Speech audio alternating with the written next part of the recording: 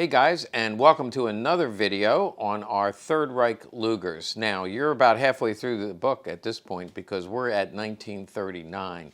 Now, 1939 is a big year in terms of Poland was invaded and hostilities officially begin. So the war started, and certainly the British and the French got into it, as well as some other countries, and then the Russians not till 1940. So that means production was certainly geared up, and they made well over 100,000 in 1939. There was one production change, and we'll take a look at that. Just a very slight difference, but once again, we are looking at a salt blue finish. It's actually a very beautiful, I think, vibrant bluing. Why don't you come take a look, and we'll get a close-up of some of the differences. Okay, the big difference in 1939 is just the factory code. You see in the front of the receiver, you see the 1939. People ask me about that white wax. It comes out with oil. I put oil on it and a toothbrush. I don't think that came from the factory, but collectors sometimes just take a white wax pencil. I might as well show you one. I don't put the white wax in it because a lot of people just say they want it removed. As I said, it wasn't original. The only place where I'm sure the white wax was used would have been at the safety mark. And pretty much every gun I see, unless it's been, well, there's some, most of it's gone, but you can see the white down inside there. And all you do is take your white pencil and you color it in. This is not a very good job. Then I take an oily rag and go like that. And you can see how simple it is to add that. Now I just take put some oil on there and a toothbrush, it'll come right off. Now I'm curious, yeah, you should see it turns yellow over time, and that tells me that's original, and clearly this one was just done by me. So it's not a big deal, but I only point it out because here we have an example of 39 with and without. So the change that I wanted to point out is S42. Now remember, all the way back to K-date, which was the first video we did on a particular year, 1934, the K-date was an S42, and every year after that, the factory code was S42. So about a third of the way into the year, for some reason, the factory changed the code to just 42 code. Now, people say, why did they did that? No idea. But we do know that once they changed it somewhere in the middle of 1939, they changed it again in 1941 to BYF, and then they changed it again to SVW in 1945. And it wasn't just the Lugers, they changed it on their K98s and other weapons. It just was the factory code. And so we know that for some reason they changed the factory code. So some collectors will want to collect one of each. Now, which one is more rare? I said about a third of the way through. One of my favorite parts of the book is the chart. And so I go right to the chart, and you're going to want to do that too. And I can see that the S42 code, I have to add up the ones for the Army and the Kriegsmarine and the Luftwaffe, and I get about 30,000. So of the S42 code, they made about 30,000. But of the 42 code, they made about 90,000. So the 42 code is more plentiful. Now, other than that, the finishes are all about the same. The grips are the same. And by the way, all of these grips, in fact, I had several others that I checked on off camera. None of them have numbered grips. The grips are, I believe, original. And again, I said before, if you have them numbered and matching or unnumbered, it's probably correct, because some of them you will find numbered, but it's kind of rare to find. The place where I find the most numbered grips is in 1941 and 1942, and we'll go over that when the chapter comes. But what I look for is the tight fit, and I often say you can't even slip a piece of paper in there. It fits so nicely, and the dog leg right here, it follows that perfectly. If they've been replaced, you'll see gaps. Here you can see how tight it is, near perfect. And then around here, you don't want to see a gap around the safety. This is the same thing. Look at how tight the fit is. So I'm sure these are original grips. Many people call me up and say, I want one that's all matching, including the grips. Well, it wouldn't be right if the grips were never numbered. Here's another change. We see a different proof mark. If you look at the stick wing 63, and we'll say the stick wing 63 would be correct, and that's the first variation of the test proof. Then in the later gun, which is the 42 code, notice that the Eagle 63 is a little bit bigger. And then look at the test proof. We have gone from the Weimar era test proof to the Eagle swastika, or the Third Reich test proof, Nazi test proof. So that changed, and you see the same test proof right here, but it's a little smaller. And you see the earlier test proof right here. And one more thing I would want to mention, other than the test proof, which is actually a big deal, because the war started and they actually began to use that, and then they used that from late 1939 all the way through. But it's also the beginning of, we begin to see the Eagle 655 proof in, again, very late 1939. Now, I also have a complete rig, so I thought it would be good to show you a complete rig. Before we move on, I want to show you the magazines, and yes, these are both matching numbers to the gun. Here's the early one, the smaller Eagle 63, and here's the larger Eagle 63. So they did have two different stamps, different sizes. People will say, oh, that one's fake. Well, they do have different sizes and slightly different variations, so we see two magazines. At this point, the tube is blued, of course, just like the 38. The tube is blued, and it is not yet pinned in the middle. And if you don't know what I'm talking about, wait till we get to 1940, because then they start to pin it in the middle instead of right here where the pin is. So that's an example of the mag and the matching mag. And then let me show you, these are Army, of course, went to the German Army. Some of them went to the Luftwaffe, but we don't have record of the serial numbers, so we can't say for sure which ones went to the Luftwaffe.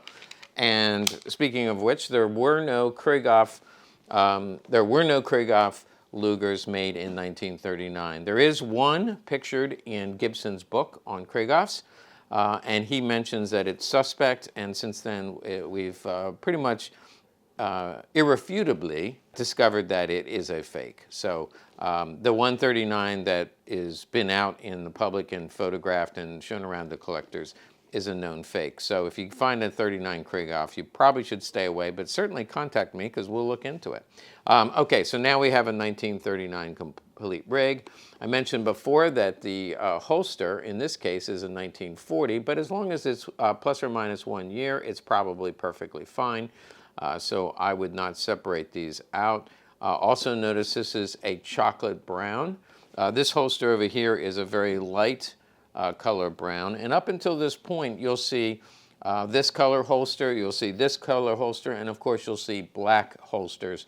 But by 1940, they're all being switched over to black. Now, obviously, and I picked this out on purpose because 1940 they were still making brown holsters, but there was an edict in 1940. Sometime during the year, I don't know which month, there was an edict that went out and it said, from now on, holsters are to be black in color because they wanted the uniforms to be more uniform. So black was the most common color, and I guess they didn't like the fact that some people had brown, so they switched everybody over to black in 1940. Now, there's no Luger tool here, so no reason to show you, but you can see how nice this holster is. Let's pull out the gun. So we do have a spare magazine. I will pull this out, and if we had a tool, it would have the same Eagle 63, and it could be the smaller one or the larger one. I don't know that it really matters because just because they switched over or they changed months doesn't mean they threw away the previous inspector proofs. They still had them in the factory, so it just needs to be stick wing 63. And you can see these are both stick wing 63. You can see the serial number is 5308. This has the plus sign, meaning it's a spare. And if we look here, we see 5308 is the same serial number.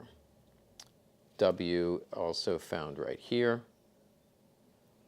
So we see two matching magazines. These grips are not numbered, but better than that, we have two matching magazines, and it is a 42 code.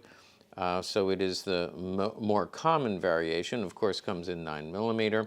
Now they did make navies in 1939. I don't have an example right now, but if you go back and watch the video on 1938 Kriegsmarine or Navy Lugers, you'll see that they came with an N property mark or an O property mark, and the 39 would look exactly like the 38. As a matter of fact, the 1940 will also look exactly like the 1938 that we show you, and so they put a property mark N or O right here.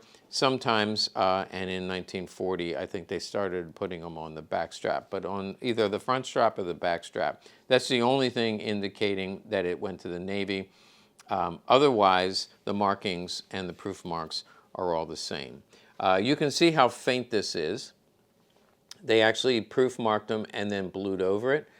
This was a very faint stamp, or a very light stamp. That sometimes gets people a little spooked because they think, well, maybe it's been refinished. But fear not, it's probably all correct. I've looked for signs of refinish, and I don't see any. This is just a beautiful example of a 1939 German Army rig. Okay, so I've mentioned Army, I've mentioned the Navies, I've mentioned the Luftwaffe, so the only thing left is the police, and I saved this for the end because 1939 is rich with variation for the police. First of all, you do have some diverts, which means they look exactly like the military one, military proofs, but it has a sear safety. It just means that everything was ready to go to the military, but then they needed a couple hundred, and so they took them off the assembly line, added the sear safety. So it looks like this, except it'll have a sear safety, and they call them diverts because they diverted it from the military to the police. But the ones that have the actual police inspector proof, if you remember from the 1938 video, there was only 300 that went to the police, and they were Eagle Ks. Now, this time, there are 4 known police inspector proofs. There's an Eagle F, an Eagle K, an Eagle L, and an Eagle C. And in 1939, it's the only year that you see all 4 police proofs. Now, the theory is that the F, the C, the K, the L, those were all the initial the initial of the last name. So we don't know who the inspector, what the name of the inspector was, but this one is an Eagle F. These are Mauser banners, so we no longer have an S42 or a 42 code. We now have a banner. The banner is also seen, Mauser banner is also seen in commercial guns in 38 and 39. They do have commercial guns with a Mauser banner. But here, the Eagle F proof.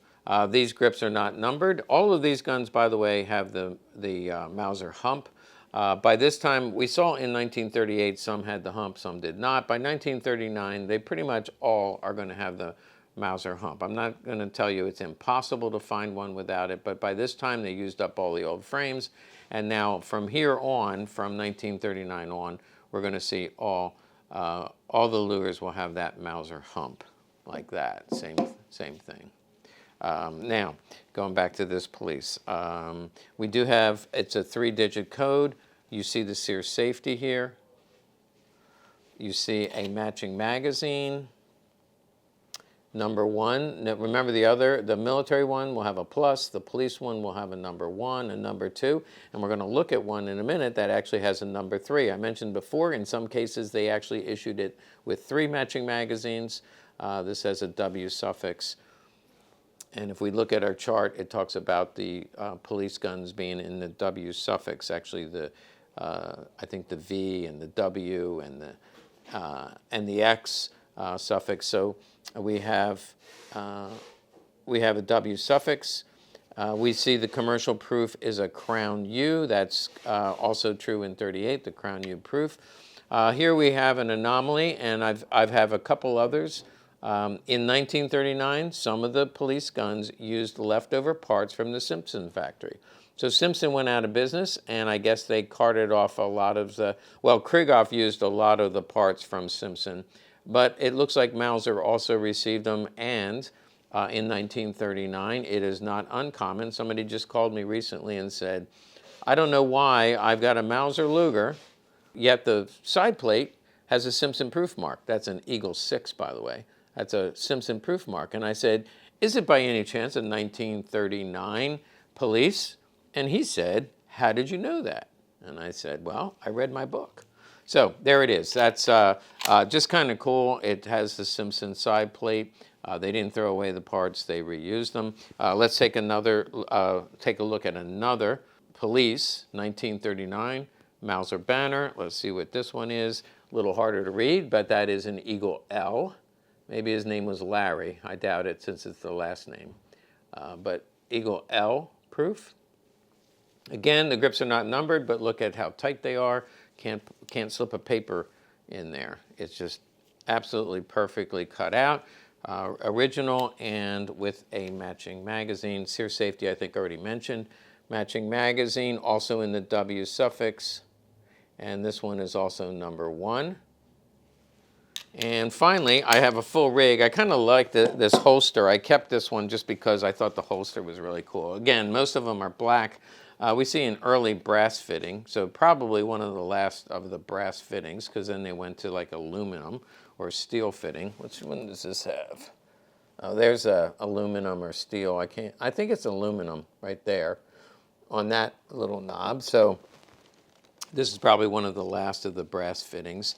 It does have a tool, and if you look at that, you can see that it is an Eagle C tool. It's, again, pretty faint, but it doesn't, I don't think it matches the inspection proof of the gun itself, but that's fine. It just means that it was inspected and accepted by the police, and then they probably distributed it out later. But remember, that was an Eagle C, and this one is actually an Eagle F. But that's okay. It's definitely a police tool in this beautiful police holster.